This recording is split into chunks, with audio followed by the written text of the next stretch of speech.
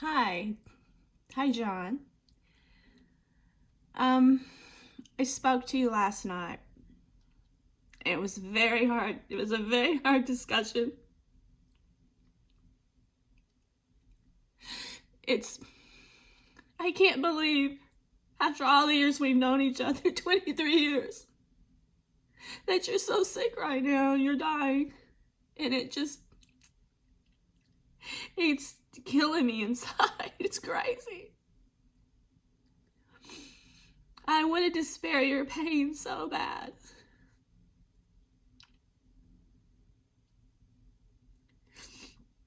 I didn't understand what was going on because I have been kept in, I guess, your hunt club, this government energy prison, for since I've known you, 23 years.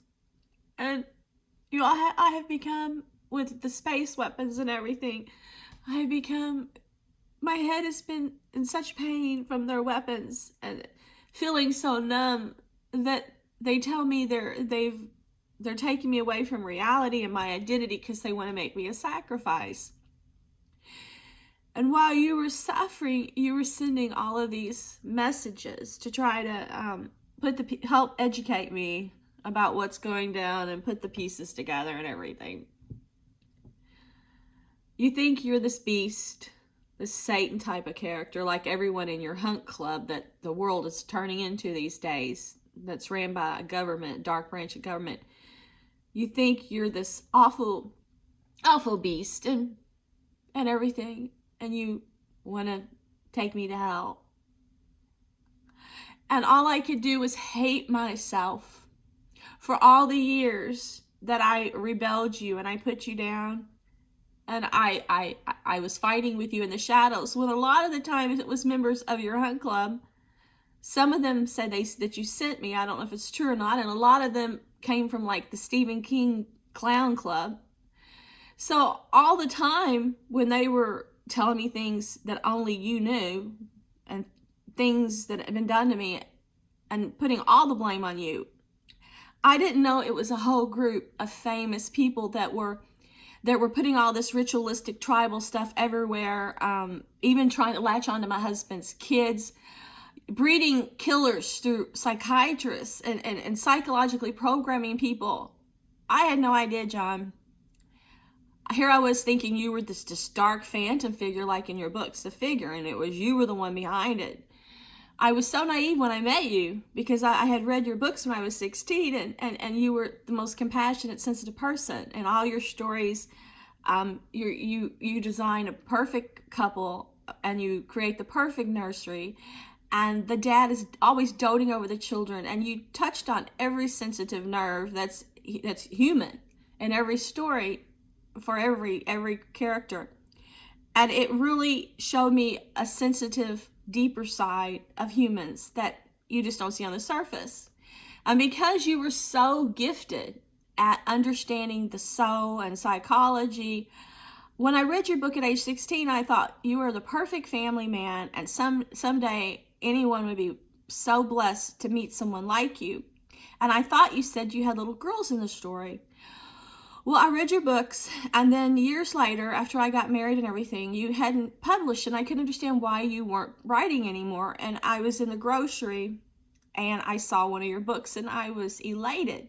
It was the Blackstone Chronicles, and I saw your address at the back of the book, and I followed it. I had a computer, but I'd never been in Cyberworld. I had no desire to get in Cyberworld. I didn't understand Cyberworld. I thought it was just a waste of time.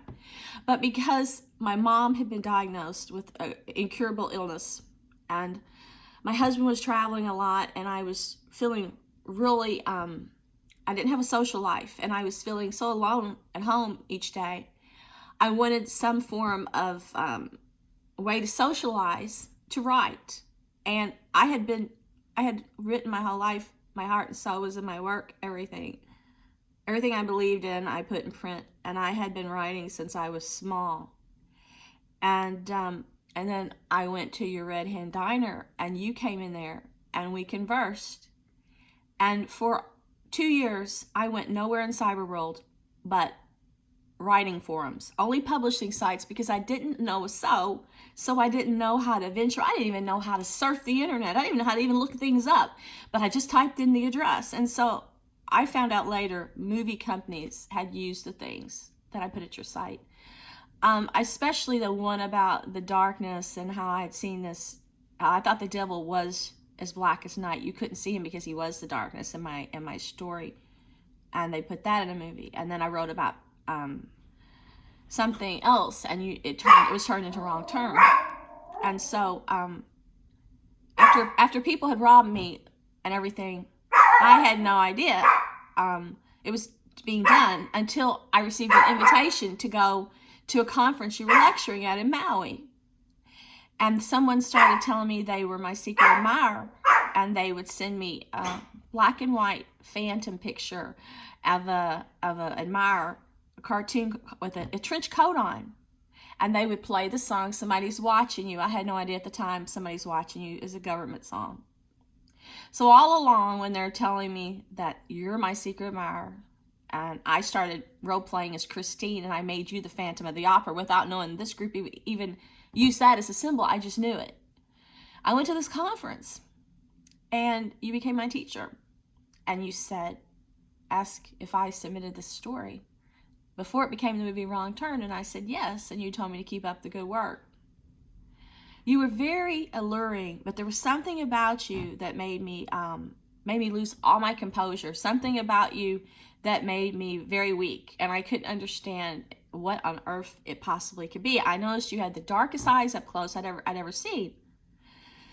But I thought, well, you could have this evil persona like in the books, but I didn't understand evil at the time. So I went to the conference, and I submitted the first things I'd ever written, and they were used. So John and Shannon Tullius told me that I had what it took. They emailed me and said, you have a gift, but no one's ever published at the first conference. They said it takes polishing your work and everything to be able to be published. I pitched a script to Andy Cohen. I had to pay to pitch this work. I had to pay to go to this conference, and everything was about money. I bought so many books from the bookstore and so many tapes, and this was the first conference. My husband went with me, and all I looked forward to for 6 years was creating new material, and all I looked forward to the whole year was going to this conference. It was all I lived and dreamed for, because in my heart, I felt that other writers had the same compassion and desire to help humanity and feed the soul of others and improve the world as I did. I didn't know until years later, after you all had put me in a prison, an energy prison, I had been deceived. And you said I was beauty and innocence too powerful to resist. And this group wants to destroy that. Well, I've known for a long time I'm being murdered. I'm growing sicker. And now you tell me that you send me Whitney Houston things and Anna Nicole things and say I'm a chosen kill in this group. I'm one of your trophies.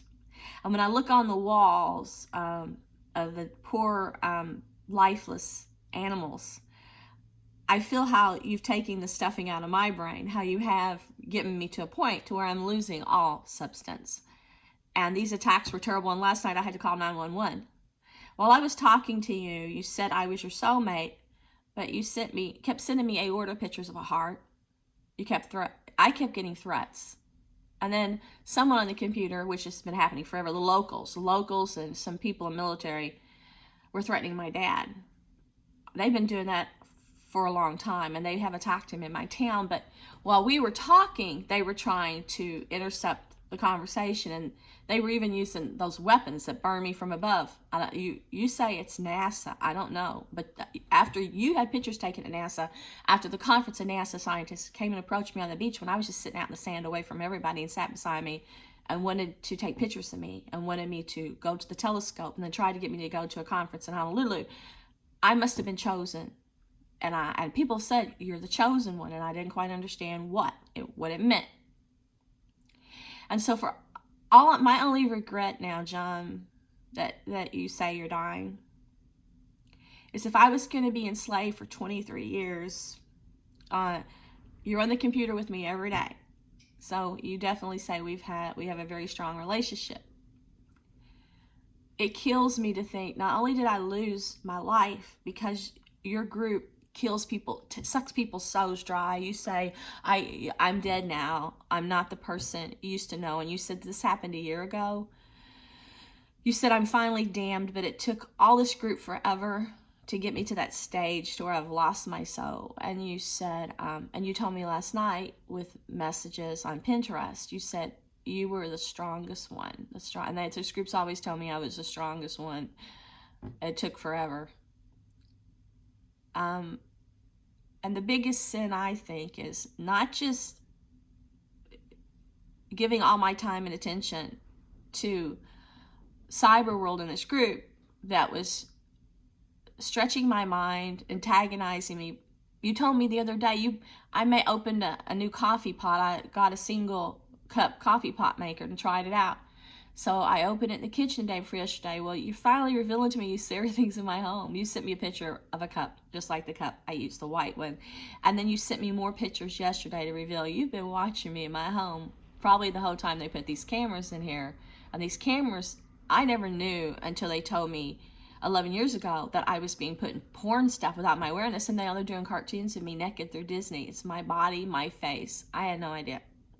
That's how evil this is. But, and all these years I was so mad at you. I felt so hurt. I badmouthed you, and then I start getting all these things in my yard, like Stephen King stuff. Well, Stephen King did the movie It, and then I'm getting these death threats, and then next thing I know, okay, the story I did on Facebook was put in a movie called Bullitt County, and I picked the title Bullitt County, and then Stephen King endorsed it. And then the synopsis I did, Hostile, it was stolen from my computer. Stephen King endorsed that. And then when I was being followed to everywhere and tortured in my home, and I even went to campsites in Indiana to try to get away and bought a house in Vegas that was demolished, people were following me and they were telling me they worked for Stephen King. And they would send me Stephen King book pictures, and they would send me puppets, and they would send me pictures of them wearing a pig mask with a fake blood apron and a chainsaw saying, do as you're told. And then they would send pictures of them with a baseball bat, said option number 2. Well, they were skulls. They were skulls that lived in Seattle and Canada. They would travel both places, and they were telling me, you pissed him off.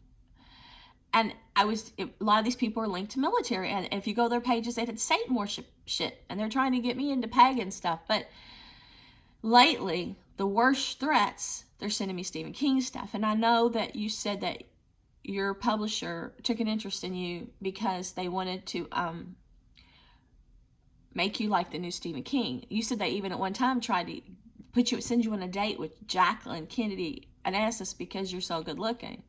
And you didn't go for that because you were married, you were dating Michael and you're gay. And you said they tried to, use your good looks and stuff to put you with a lot of women, but you weren't because you were totally gay. But you took an interest in my work, and from the things you posted yesterday, you know everything there is to know about me. And I don't know what's going on, but you said we're soulmates, and then you started sending me baby nursery pictures with your name. And all I could do was just die inside when you were telling me how scared you were. And you were telling me what an awful person you thought you were. And you tried to tell me you were a pervert. And all I could do was die inside. Because I saw that same person I saw at the conference. Michael, your psychologist husband now, it was your boyfriend at the time, said you're scared of the dark.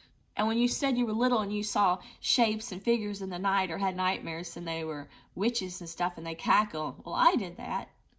There's such a sensitive, very vulnerable side of you.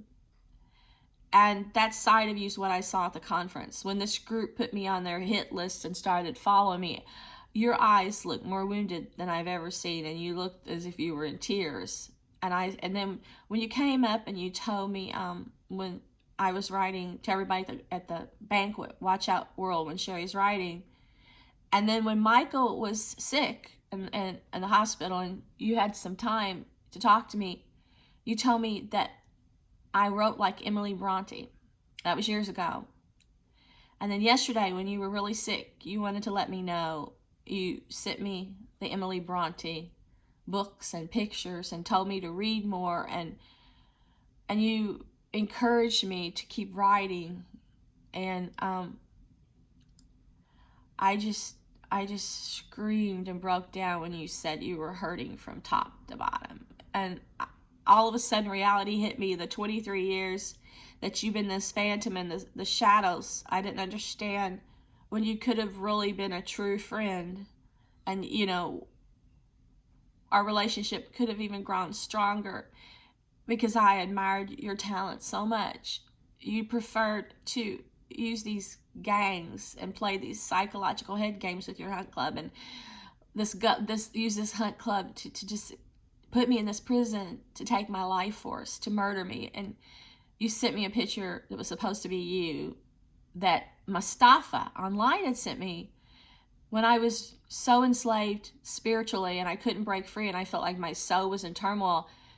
Mustafa sent me a picture of a goldfish by the ocean in a boat, looking out to sea like me, trapped. Their spirit couldn't get out. And that's how I feel. And then this picture, you were supposed to be the shark. You had the shark holding the bow and looking at me from the other side. And this group talks about how to eat people. And then you sent me a picture. It was supposed to be me as an exotic looking girl sitting on a bowl of noodles and talking about eating Asian. And you're talking about dinosaurs, saying you're a dinosaur, implying that this group is predators, like all the Mayan stuff you see everywhere and native stuff. That they eat humans, like cannibals. And you were giving me all these signs. John, you're the one that's educated me all these years. I would have not known half the shit about this group, but you educated me, and that kept me terrified, but it kept me revealing the truth. And when I look at your stories, you're putting too much information in your books to be as bad as you think you are, because the information that's in your books is exposing this club. And of course, now they're putting it in their films. They don't care. They get the rush off on people knowing but not knowing. You know, they know through fiction, but they don't know everything is real. They don't know that this group, even Shirley Temple had her house like an Aztec stuff. It consists of even women, famous people, and they enjoy hunting humans, killing them. They even say at Bohemian Grove they do it. They enjoy perversion and raping children, and they're dissecting people's souls, and they're trying to lead them all to the dark side. And I care about you. How could I not? I've known you 23 years. Even though after you sent me the aorta pictures, the heart and stuff, I tried to go to sleep last night, and my heart's been weakening because for the past few weeks when I'm asleep, they attack it and I can't breathe. Well, last night they were giving me a stroke or something, and I barely could wake up. My head was numb. I couldn't even process thoughts. I couldn't put any thoughts together to kind of know what was real and what was taking place in my own home. And my head was burning, and then they were killing me. They were making me number in my brain to where I was dying. I could feel it. And so I got up, and the numbness was still there, and I could hear their weapons. They sound like they were like right outside my window. And I had been threatened by the locals before I went to bed about some soldiers that are on my husband's ex-wife's side of the family. I've been threatened. I've been threatened by skull pictures, and I have been threatened for some reason, a motorcycle gang, which I have never done anything to a motorcycle gang, but I'm receiving all these threats that your home is ours, and we're coming to take. Once the person said, "We're coming to take the loot," before I lay down, and then I just felt myself being murdered, and I couldn't hardly kick it, so I dialed 911. And when I was talking to the 911 person, they turned the weapons off instantly, completely turned them off. And I started feeling my body again, and my numbness was disappearing in my head. And I explained to her I was being attacked by military weapons, and someone was making me go numb all over, and they were by my house, and she was going to send someone. And then I says, well, wait. I said, I'm going to stay up a while and, keep guard, and I'll call you back, because they're just going to do it again as soon as somebody comes. They turn them off. So I got my composure, and later I drifted off to sleep. Next thing I know, I can't breathe. Just like the picture of the heart you sent me, my heart is dying. It feels like they're giving me a heart attack. I can't breathe. The tightness in my chest, they won't let me. And they were killing me, because the noise they produced with these weapons was getting louder and louder, and I was being murdered. So I picked up my cell phone to call 911 again. I said, well, this time I'm going to do a video, because they're going to murder me. So if I'm going to be murdered, I'm at least going to tell people who the detectives are that have the license plates and videos of the people who've been following me at the Hunt Club. I said, I put on the video this contact Thomas Martin in Los Angeles, and I said, contact Mark Alcott and get years of evidence of the years I was tortured and enslaved beneath this Hunt Club, and expose these people. And I put the truth out to the whole world.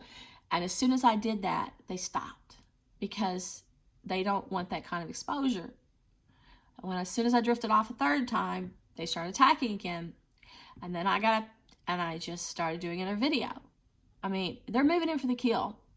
But then John was sending that heart stuff, the pictures and everything. And then he said, and he's been sending me things saying people can throw knives from cars. And I didn't pay attention. Well, then they said there's this local girl gang he claims is affiliated with him, and he calls them the cutthroat cuties, he said, in my town, that have been doing things to me without my awareness.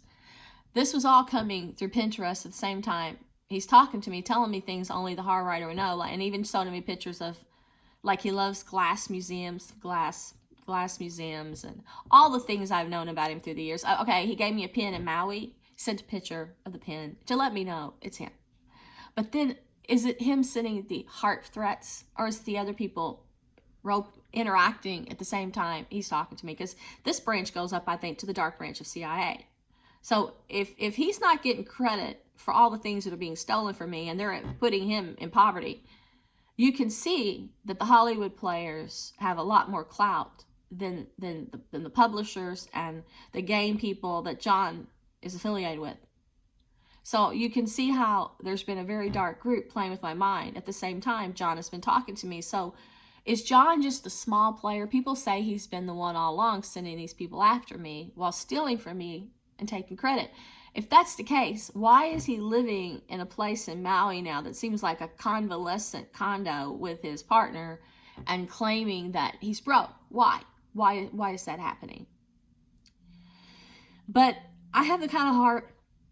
They say I've got the devil in me, that the dragons love me, and that I'm surrounded by evil forces that protect me.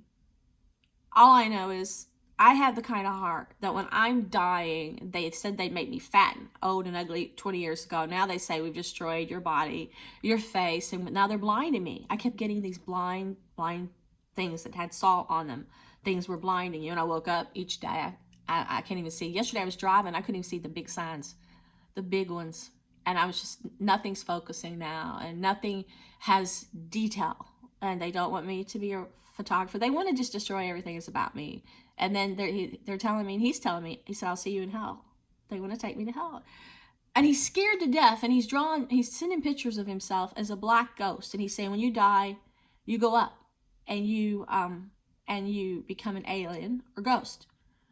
And then I've got someone else at the same time, John's telling me this, I guess sending Stephen King stuff and saying, you go down to hell. And I'm like, oh my God, this is insane. This is crazy. This is not insane.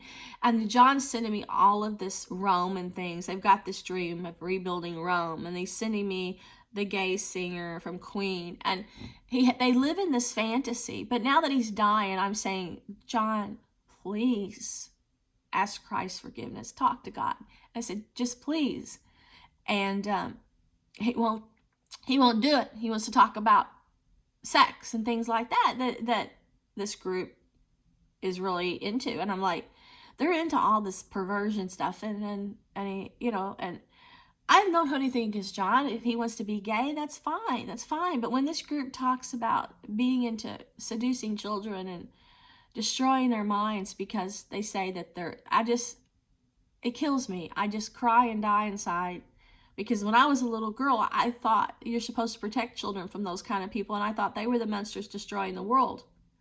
But then when they put people in this group that are the most attractive people in the whole world, and they teach them how to act and draw people to them through lust, through money, through mind control.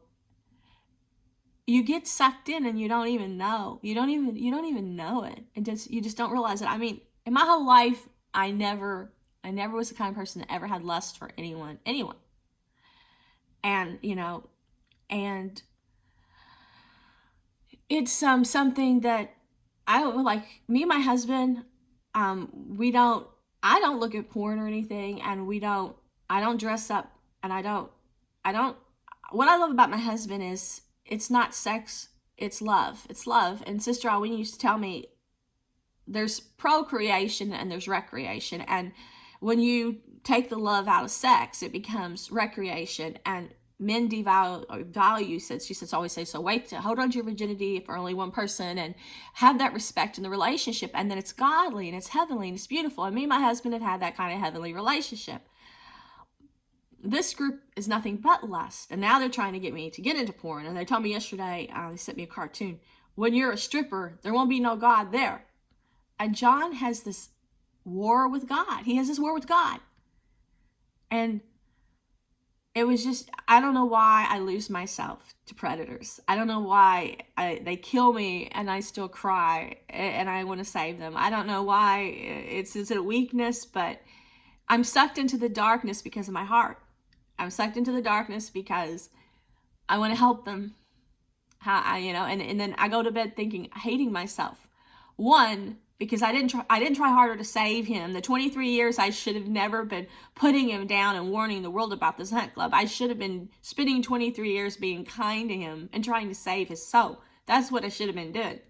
So I hated myself, and I felt like 23 years that I don't even acknowledge because I'm too brainless. That even though I knew I was even a slave, even though I was programmed to write every day, I didn't even know until just a year or two ago. And now they're killing me because they said I'm a runaway. They didn't want me to break free, and they didn't want me to know, because they also sent me something, article that lets you know that we're all energy and things. And they said my DNA is inherited and that I have this energy they've never seen before, and I have telekinesis. And they want to kill me, they said, and get it unless I can use it to serve the dark side. And I keep refusing. So they wanted me to know that they are keeping me in a prison through the electricity in my body, something to do with my DNA structure. And they say when I die, they prevent your soul from rising to new heights. And they try to send me, they said, to the moon or a star. They would have damned me. Their preference is hell. They think they can keep us locked into something. I don't know enough about the spirits, but I only know that it's evil and it's wrong. And I feel I'm in terrible turmoil. But then I pray every day. And they said that's the only thing that's saving me. I pray every single day. And I tell God, forgive me my sins, and I'm sorry for my past. And I ask him to look at my heart and keep my heart good. And they said, John sent me two things that said, cry baby. And then they sent me pictures of the devil and say, you'd be his. Then they say, you be praying. Otherwise, you'd have been his ages ago. So see, there is power in prayer. There really is. No question about it. But when these weapons are just destroying me, and they're telling me how they've given me liver damage and my blood work's all messed up because all the areas they attack are messing up, and they're blinding me and now destroying my skin. You feel nothing but, I used to feel anger, but I'm at the point now where I feel so sick I can't feel anger. I'm too sick to feel that kind of emotion. But I feel pain. I feel pain like you cannot imagine.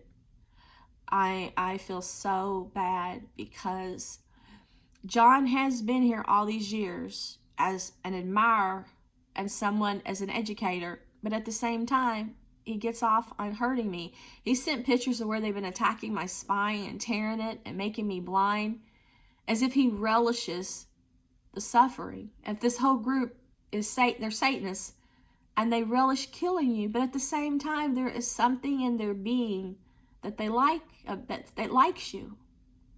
And I try to just, it's gotten my brain so broken. I was telling my husband on the phone last night when I was crying over John, I said, it's gotten me sucked into this world that's not, it's not normal. It's not the real world. And they say, all of us are crazy here and you have to be crazy. You were too normal and you're too straight-laced.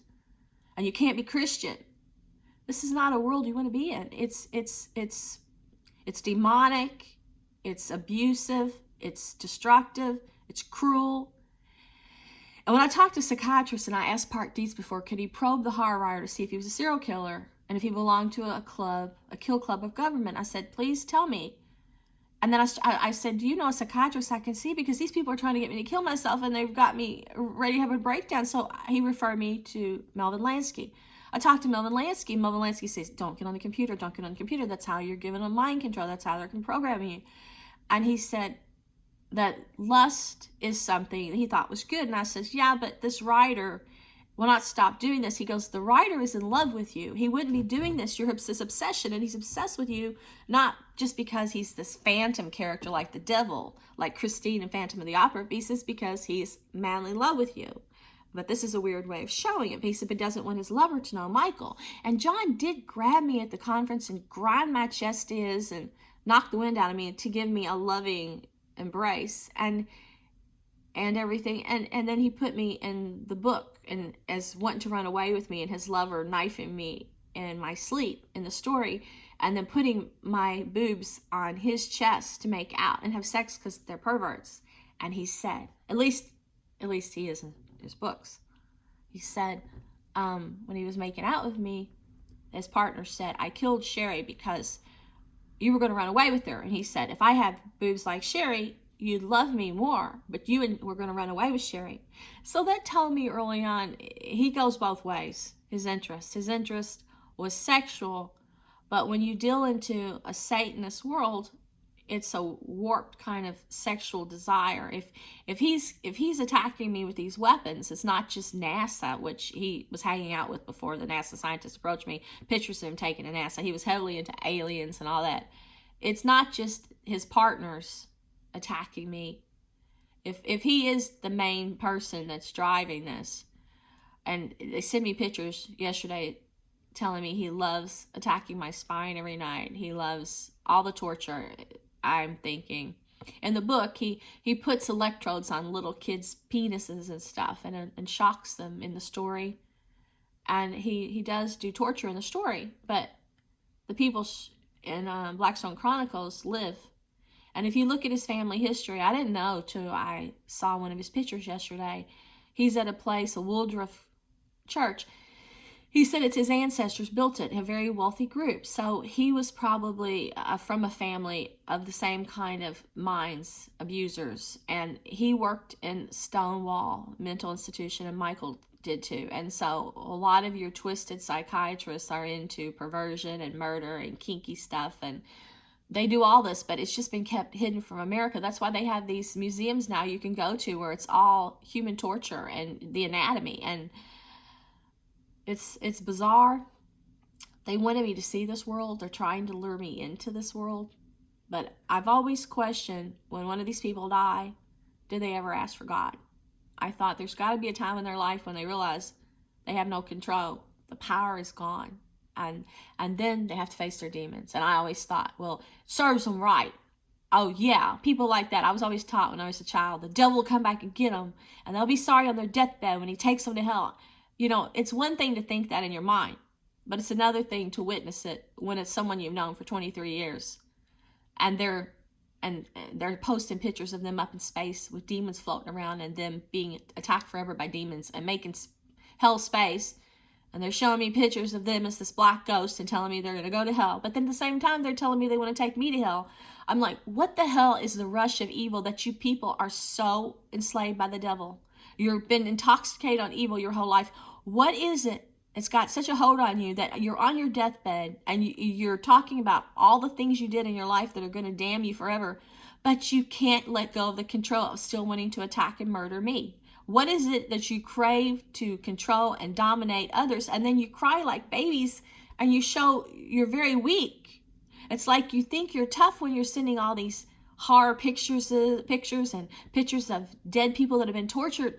But when it really comes down to it happening to you, you're scared to death, you're weak, you cry like little babies. And I'm just saying, if you are so intelligent, you say you're a genius, why can't you understand that you have to let go of your perversions? You have to develop a strong will. You have to humble yourself to the higher power, which is God. You can't keep thinking this beast gives you the ability to control and have power to possess the whole human race. You have to realize it's just a temporary thing. When you die, your soul goes to a certain place, and I hope God does judge, and I hope God does decide who goes where. But I was the type of person, alone, restless spirit. I didn't want to die alone. I didn't ever want to not be with some people. I never wanted to just be alone. But now that I see people dying, I'm like, it's God's grace to die alone and be with God, because then I think I will see everyone else in heaven. We'll be individual spirits. And when I met John before and we were playing this, he was online talking to me. It's like this phantom. And I was saying, well, let me save your soul. I can save your soul, John. And said, just trust me and come with me. I've got posts to him in 1996, begging him to come with me in the light and telling him I will do whatever it takes, face any darkness, battle any predators to save him and bring him into the light. I've still got those old conversations. And here it is, he's dying, and I'm trying to do this. But I realize I have been sucked into the same darkness. And it has, they said, destroyed me. He said all the things he admired about me disappeared a year ago that he loved about me. And I'm no longer at all that person. And I never will be again. And it's horrible, but that's what has happened. But it was not through choice of my own. It's been because I'm outnumbered. I'm outnumbered by these hunt club people, and I'm outnumbered by these space weapons, and they attack me every day. It says what you give power to is what you become, what's in your mind. Well, when your mind is being destroyed, and they brag about, I've got conversations with him calling himself the real John Saul, saying he bragged about giving me a space lobotomy. He thought he was stealing my soul. But they thought that I was a trophy. They made me a trophy. What they mean by the Hunt Club is they're all ganging the people in the world to try to steal everything that's about you that's good and your soul. And being a victim these years, I can tell you what it is and what's going on. And no one's going to take these weapons out of space, and no one's going to stop doing this. What is the reward if you die and you're in misery for all eternity? What could the reward be? What did you do to my mom? When she was sick with cancer, they started attacking her and hurting her, making her burn with weapons, and then putting this type of stuff in my home. They even got a neighbor and paid him to harass her and tie bills in his shed. And then the other neighbor saw him pulling a string and waking her up at night when she tried to get chemo in the day, so she had no sleep, none at all. And then poisoning her trees and flowers and filing motions telling her that the fence was on his property line. They had a neighbor do this at the time my mom needed all her strength to stay in remission while she was getting chemo. They did this. And it was killing my soul. I lost her, and she was in agony. And now they're trying to destroy everything about my world and me. And if they want killers to come and work with them, they want the world to be destroyed by the devil. And they have all the weapons to do it. But I just wish that I had more compassion with John to spend my time on the internet trying to lead him more, and I wish that I wish I had been kinder. He feels uncomfortable when you're really, really kind to him. He'll lash out. He's like a jokester. If you talk to him about the things he likes, like his favorite foods, and you talk to him about fun things and comics and games. He loves games. He loves playing video games. He's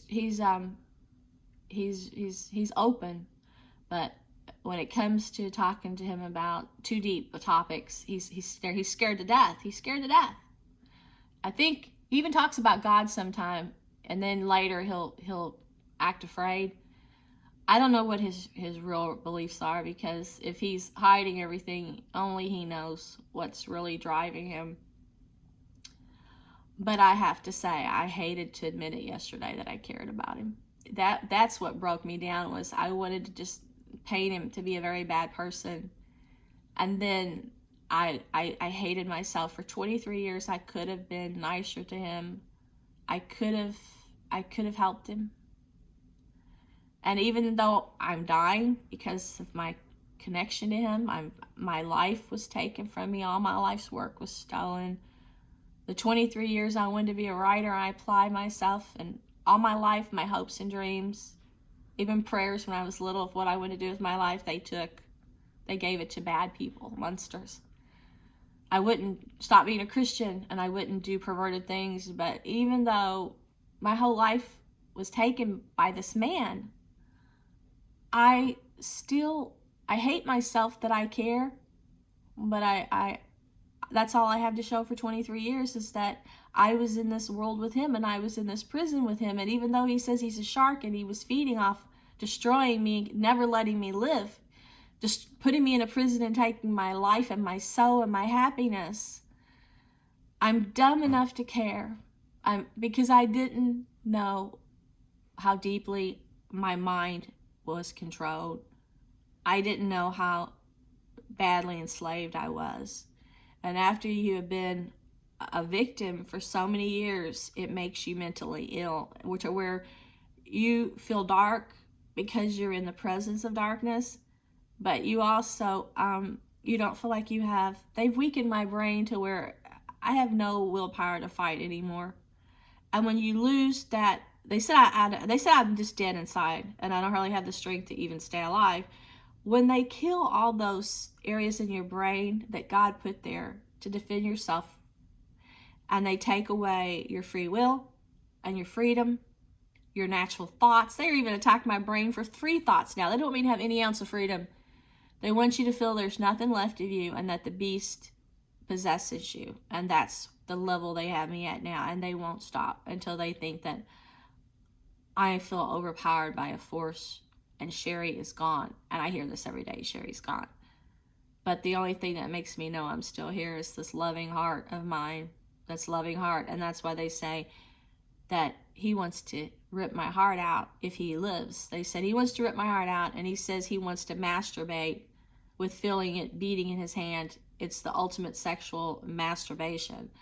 And they said he's killed 6 other people, wants to make me his 7th kill. And I don't know if it's true or not, but I don't care.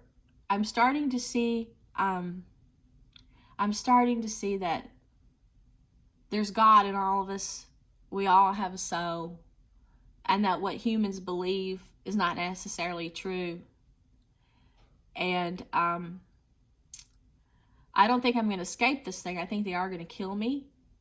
But I just want other people to be aware of what's going on. Fight for your soul. Fight for your sanity. Because your salvation is the only thing you have left when you leave this world.